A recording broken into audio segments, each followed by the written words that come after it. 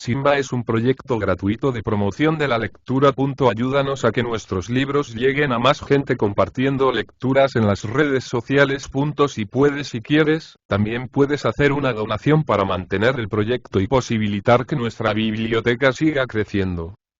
El ahogado Baldomero Lillo. Cuento. Sebastián dejó el montón de redes sobre el cual estaba sentado y se acercó al barquichuelo. Una vez junto a él extrajo un remo y lo colocó bajo la proa para facilitar el deslizamiento. Enseguida se encaminó a la popa, apoyó en ella su espalda y empujó vigorosamente.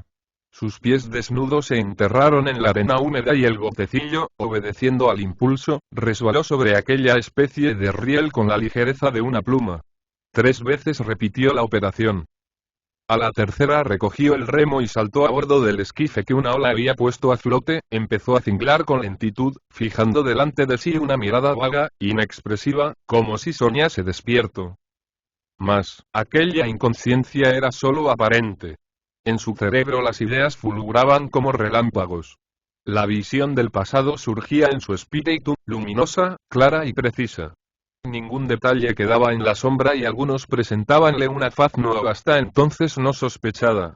Poco a poco la luz se hacía en su espíritu y reconocía con amargura que su candorosidad y buena fe eran las únicas culpables de su desdicha. El bote, que se deslizaba lentamente, impulsado por el rítmico vaivén del remo, doblaba en ese instante el pequeño promontorio que separaba la minúscula caleta de la ensenada de los pescadores. Era una hermosa y fría mañana de julio. El sol, muy inclinado al septentrión, ascendía en un cielo azul de un brillo y suavidad de raso. Como hálito de fresca boca de mujer, su resplandor, de una tibieza sutil, acariciaba oblicuamente, empañando con un vaho de tenue neblina el terso cristal de las aguas. En la playa de la ensenada, las chalupas pescadoras descansaban en su lecho de arena ostentando la graciosa y curva línea de sus proas. Más allá, al abrigo de los vientos reinantes, estaba el caserío. Sebastián clavó con avidez los ojos sobre una pequeña eminencia, donde se alzaba una rústica casita cuya techumbre de zinc y muros de ladrillos rojos acusaban en sus poseedores cierto bienestar. En la puerta de la habitación apareció una blanca y esbelta figura de mujer. El pescador la contempló un instante, fruncido el ceño, osca la mirada y, de pronto, con un brusco movimiento del remo torció el rumbo y navegó en línea recta hacia el sur. Durante algún tiempo cingló con brioso esfuerzo. El barquichuelo parecía volar sobre la bruñida sabana líquida y muy luego el promontorio, el caserío y la ensenada quedaron muy lejos, a muchos cables por la popa. Entonces, soltó el remo y se sentó en uno de los bancos. Su actitud era meditabunda. En su rostro tostado que la rizada y oscura barba encuadraba en un marco de ébano, brillaban los ojos de un color verde pálido con expresión inquieta y obsesionadora. Todo su traje consistía en una vieja gorra marinera, un pantalón de pana y una rayada camiseta que modelaba su airoso busto lleno de vigor y juventud. El bote, entregado a la corriente, derivaba a lo largo de la costa erizada de arrecifes, donde el suave oleaje se quebraba blandamente. Sebastián, recogido en sí mismo, fijaba en aquellos parajes, para él tan familiares, una mirada de intensa melancolía. Y de pronto la vieja historia de sus amores surgió en su espíritu viva y palpitante, como si datara solo de ayer. Ella empezó cuando Magdalena era una chicuela débil, de aspecto enfermizo. Él, por el contrario, era ya crecido y su cuerpo sano y membrudo tenía la fortaleza y flexibilidad de un mástil. El contacto diario de las comunes tareas había ido transformando aquel afecto fraternal en un amor apasionado y ardiente. Como hijos ambos de pobres pescadores, su mutuo cariño no encontró en la diferencia de fortunas obstáculos ni entorpecimientos. Fue, pues, sin oposición, novio oficial de Magdalena, quien era toda una mujer. Ni sombra quedaba en ella de la jovencilla esmirriada, a quien tenía que proteger a cada paso de las bromas de sus compañeros. La transformación había sido completa. Alta, de formas armoniosas, con su bello rostro y sus grandes ojos oscuros, era la joya de la caleta. Entonces fue cuando aquella herencia inesperada, recaída en la madre de su novia, vino a modificar en parte este estado de cosas. Experimentó una corazonada de mal augurio, cuando le dieron la noticia. Los hechos vinieron a confirmar bien pronto aquel presagio. El ajuar de Magdalena se transformó completamente.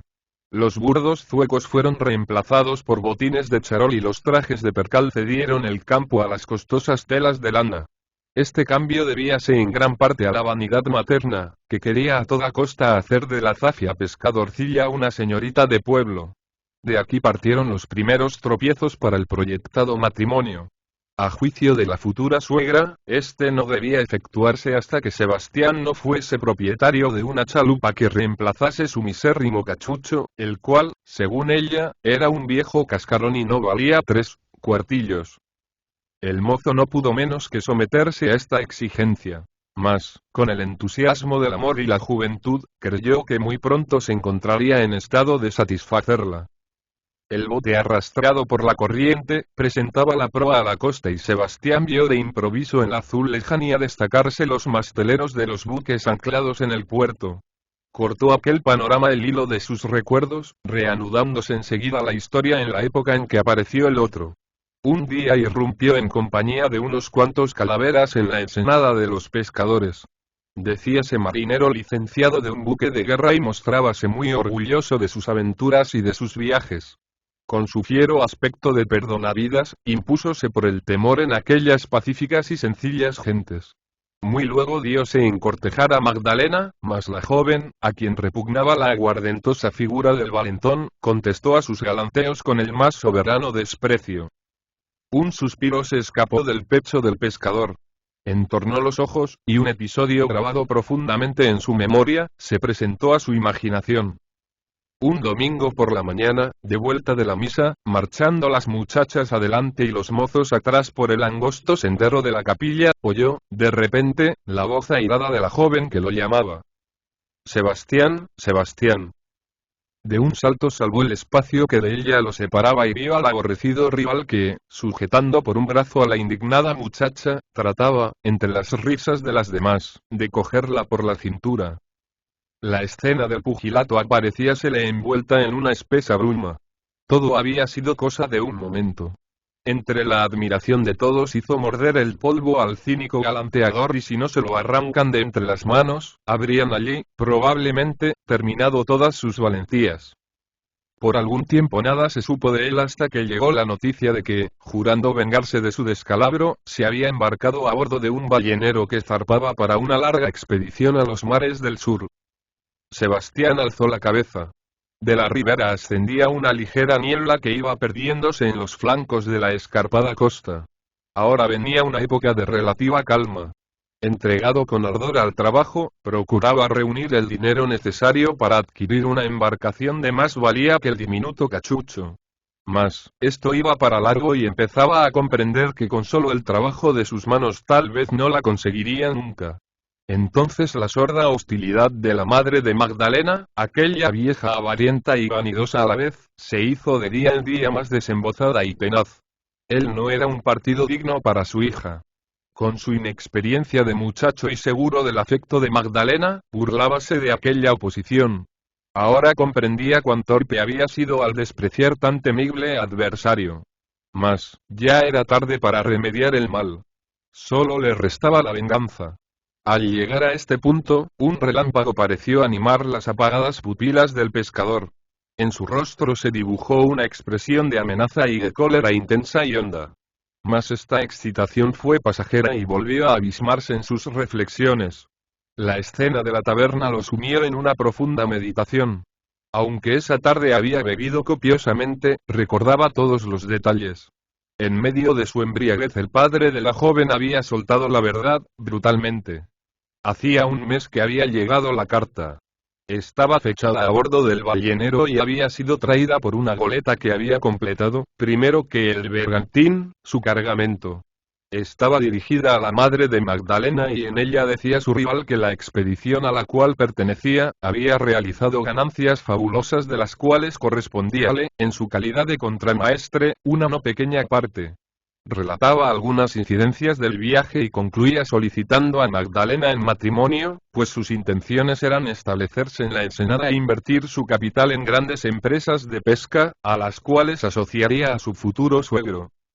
El viejo terminó su confidencia diciendo que Magdalena, que había empezado por rechazar abiertamente todo compromiso con el marinero, había ido, poco a poco, cediendo a las instancias maternales y a la sazón. Aunque no mostraba gran entusiasmo por el nuevo y ventajoso partido que se le proporcionaba, su repugnancia se había debilitado en gran parte.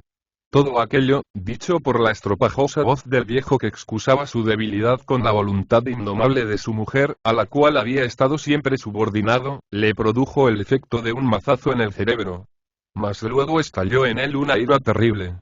De un empellón derribó al vejete que quería retenerlo, y se abalanzó a comprobar, de la propia boca de Magdalena, la veracidad de aquella noticia.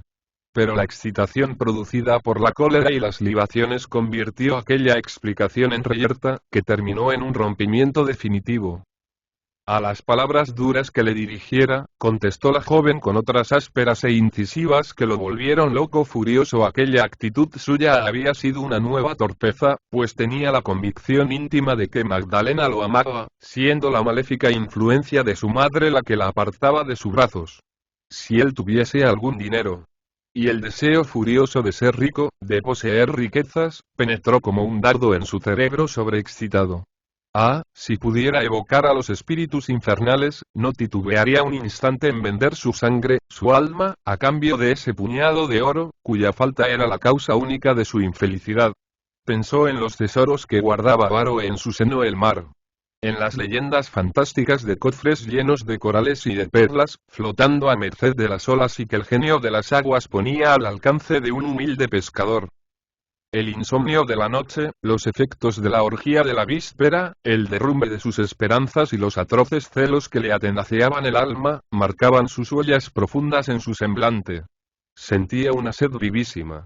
Se levantó del banco y buscó debajo de la proa, extrayendo de un escondite hábilmente disimulado una botella.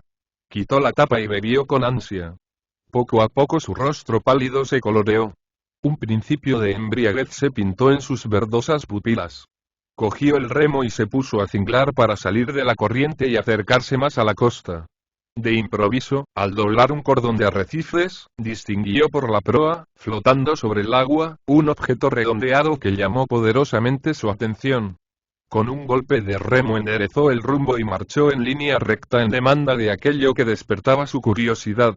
A medida que se aproximaba, su extrañeza se convertía en asombro. Luego, toda duda fuele ya imposible. Lo que sobresalía del agua a pocos metros de él era la cabeza de un hombre. Se acercó un poco más y un espectáculo extraño se presentó ante su vista. Un joven, casi niño, completamente desnudo, yacía sumergido hasta el cuello en las frías y salobres ondas. Su posición casi vertical se debía a un salvavidas sujeto debajo de los brazos, en el que se destacaba con letras azules este nombre: Fanny. Es un desertor, pensó Sebastián, recordando la fragata que al anochecer del día anterior había anclado cerca de la costa. Buscó con la vista el barco y lo distinguió navegando a velas desplegadas afuera del golfo. Como el nordeste que lo obligara a recalar allí cambiase horas después, había levado anclas y emprendido de nuevo su ruta desconocida. Sin mucho esfuerzo se imaginó el pescador al grumetillo descolgándose del portalón de la nave a las altas horas de la noche. Mas, el fugitivo no había contado con la frialdad del agua, ni con la engañosa proximidad de la costa. Sebastián contempló el cuerpo amoratado y rígido que se destacaba a través del agua transparente, y viendo que las azules pupilas del náufrago se clavaban en las suyas suplicantes, le dirigió algunas palabras en esa jerga tan común a la gente de mar. Pero de aquella boca, cuyos labios recogidos mostraban los blancos dientes, no brotó ningún sonido. La vida del grumete parecía haberse refugiado toda entera en sus inquietos y móviles ojos, cuya imploración muda hizo por un instante olvidar a Sebastián sus propios pesares. Se inclinó para desembarazarlo del paquete de ropas que tenía atado a la espalda, pero, no pudiendo desatar los nudos, buscó la navaja del marinero, guiándose por el cordón que asomaba entre los pliegues del traje de sarga azul. Tiró de aquel cordón y, mientras una extremidad quedaba fija en las ropas, en la otra apareció la navaja unida a otro objeto pesado y brillante. Era un portamonedas de mallas metálicas que Sebastián, casi sin darse cuenta de lo que hacía, abrió oprimiendo el resorte. Su contenido, una gruesa cantidad de monedas de oro, lo maravilló. Mentalmente trató de calcular el valor de aquellos auros discos y de súbito se echó a temblar. Una idea siniestra acababa de herir su cerebro, dejándolo deslumbrado. Mientras su cabeza ardía, un frío glacial comenzó a descender a lo largo de sus extremidades. Una sed ardiente le abrasó las fauces. Cogió la botella y llevándola a sus labios, bebió el líquido que encerraba hasta la última gota. Casi instantáneamente cesó el nervioso temblor y su mirada adquirió una fijeza extraña de alucinado. Ya no pensaba en el náufrago. El mar, los arrecifes, la gallarda nave, todo aquel panorama habíase desvanecido, borrándose de su vista como una niebla lejana. Veíase triunfante junto a Magdalena que le sonreía ruborosa a través de su blanco velo de desposada. Era el día de boda. La magnífica chalupa que los conducía de regreso del puerto era de su propiedad y volaba sobre las aguas, impulsada por sus 8 remos como una rauda gaviota. De repente, su rostro transfigurado por una felicidad suprema se ensombreció. Conservando en la diestra la navaja y el portamonedas, su mirada se clavó en el náufrago dura y fulgurante como la hoja de un puñal. Mientras hacía jugar el muelle del arma, aquel rostro juvenil vuelto hacia él con expresión de angustioso terror le pareció el genio del mal que surgía de su antro, en las profundidades, para arrebatarle la felicidad. Un simple tajo en el caucho del salvavidas y aquel obstáculo desaparecería para siempre. Durante un minuto vaciló. Todo lo que en él había de generoso y noble pugnó por sobreponerse en la terrible lucha que se libraba en su corazón. Un golpe sordo en el agua hízole estremecer. Un gran pájaro marino se levantaba de un círculo de hirviente espuma, llevando en su férreo pico un vívido y plateado pez. Siguió al ave en su vuelo y, de súbito, su cuerpo vibró de pies a cabeza, como si hubiese recibido el choque de una corriente galvánica. En el blanco velamen del barco, hundiéndose en el horizonte, vio al ballenero que volvía.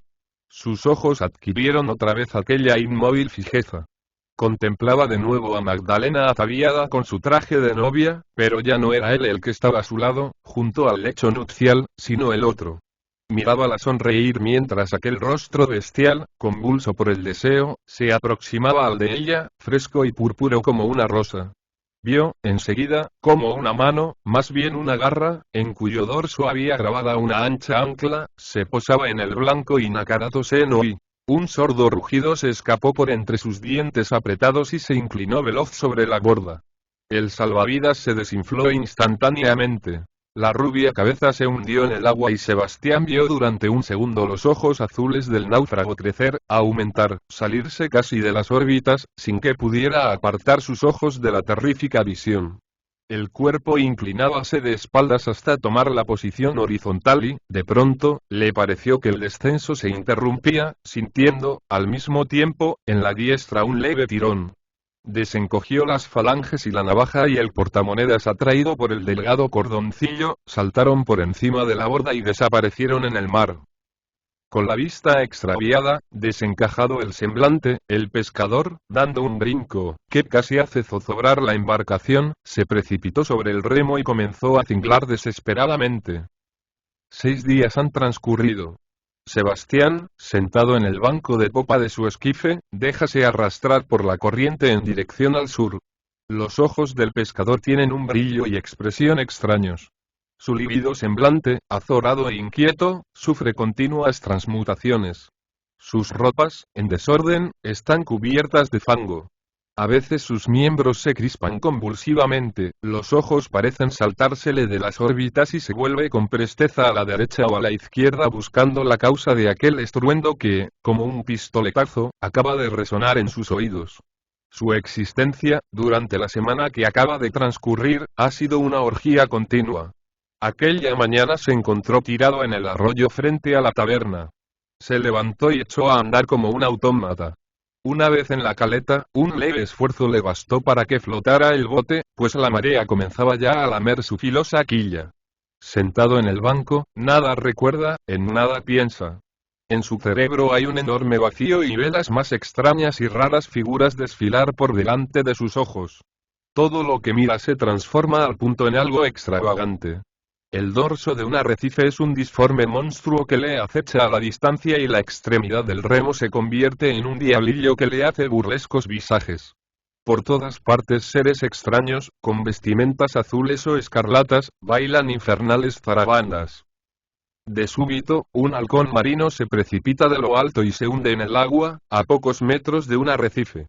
El ruido de la caída y el blanco penacho de espuma que levanta el choque producen en el pescador una agitación extraordinaria. Mira con ojos extraviados y el sopor de su espíritu se desvanece. Está en el sitio y muy cerca del escollo junto al cual se hundiera la rubia cabeza del náufrago. Y estremecido, presa de infinito terror, se acurruca en el fondo del bote. Aunque la vista del mar le causa invencible pavura, una fuerza más poderosa que su voluntad lo obliga a alzar poco a poco la cabeza. El temblor de sus miembros y el castañeteo de sus dientes aumentan a medida que se asoma sobre la borda. Trata de rebelarse, pero, vencido, dominado por aquel irresistible poder, quédase inmóvil, con las pupilas inmensamente dilatadas fijas en el agua que acaricia los costados del bote con chasquidos que asemejan amorosos ósculos. En un principio solo ve una masa líquida, de un matiz de esmeralda intenso. Mas, a medida que su vista se hunde en ella, las capas del agua se toman más y más transparentes. Muy luego divisa el fondo de arena tapizado de conchas marinas y de pronto algo confuso, de un tinte blanquecino, que destaca allí abajo, atrae toda su atención. Como a través de un cristal empañado, que va perdiendo gradualmente su opacidad, los contornos de aquel objeto informe se precisan, adquieren relieve y el conjunto se destaca poco a poco con claridad y nitidez. De súbito una terrible sacudida agita de pies a cabeza a Sebastián y el cuerpo está acostado de espaldas, con las piernas entreabiertas y los brazos en cruz. Su boca, sin labios, muestra dos hileras de dientes afilados y blancos, y de sus órbitas vacías brotan dos llamas que van a clavarse, como otros tantos dardos, en las verdes pupilas del homicida, quien, en el paroxismo del terror, trata inútilmente de sacudir la inercia de sus miembros y huir de la pavorosa visión. Una fatal fascinación lo posee. Quisiera cerrar los ojos, apartarse de la borda, pero ni uno solo de sus músculos le obedece. Y el muerto sube. Abandona suavemente su lecho de conchas y asciende en línea recta a la superficie sin cambiar de postura, extendido de espaldas, con las piernas entreabiertas y los brazos en cruz. En su horrible rostro hay una expresión de venganza implacable, de aguda ferocidad. Un sordo estertor brota de la garganta de Sebastián. Su cuerpo tiembla como el de un epiléptico, mas no puede apartarse del flanco del bote. Y el ahogado sube, sube cada vez más aprisa. Ya está a 10 brazas, ya está a 5, luego a 2. Y en el instante en que los brazos del muerto se tienden para cogerle en un abrazo mortal, el pescador, dando un tremendo salto, va a caer de pie sobre la popa de la embarcación. De ahí brinca a un arrecife, donde el bote abandonado a sí mismo ha ido a chocar y, ganando la parte más alta de la roca, mira despavorido a su derredor. Mas, apenas su vista se ha posado en el borde del agua, cuando salta de allí a la parte opuesta para volver al mismo sitio un segundo después y, loco de terror, de un arrecife pasa a otro, con los cabellos erizados, flotando al viento. Es que él está ahí y lo persigue. El agua hierve en torno de los escollos con las arremetidas del ahogado que azota las olas como un delfín. Está en todas partes, a derecha e izquierda, delante y detrás. Sebastián oye rechinar sus dientes y ve, a través del agua, el cuerpo hinchado, monstruoso, con sus largos brazos prestos a asirle al menor descuido o al más ligero traspié. Y para evitarlo salta, se escurre, se agazapa, corre de aquí para allá desatentado, sin encontrar un refugio contra la horrenda y espantable aparición. De improviso se encuentra preso en un arrecife solitario. La marea le ha interceptado el paso y no puede ya avanzar ni retroceder. A medida que el agua sube y el peñasco se hunde, el ahogado estrecha el cerco y redobla sus acometidas. Varias veces el pescador ha creído sentir en sus desnudas piernas el contacto frío y viscoso de aquellos brazos que, como los tentáculos de un pulpo, se tienden hacia él con una avidez implacable. El fugitivo multiplica sus movimientos, su pecho jadea, la fatiga lo abruma. De pronto, mientras agita sus manos en el vacío y lanza un pavoroso grito, una ola viene a chocar contra sus piernas y lo precipita de cabeza al mar. Mientras el sol distanciase cada vez más de la cima de los acantilados, el bote se aproxima con lentitud a la playa, sacudido por el espumoso oleaje, sobre el cual los halcones del océano se deslizan silenciosos, escudriñando las profundidades. Poole.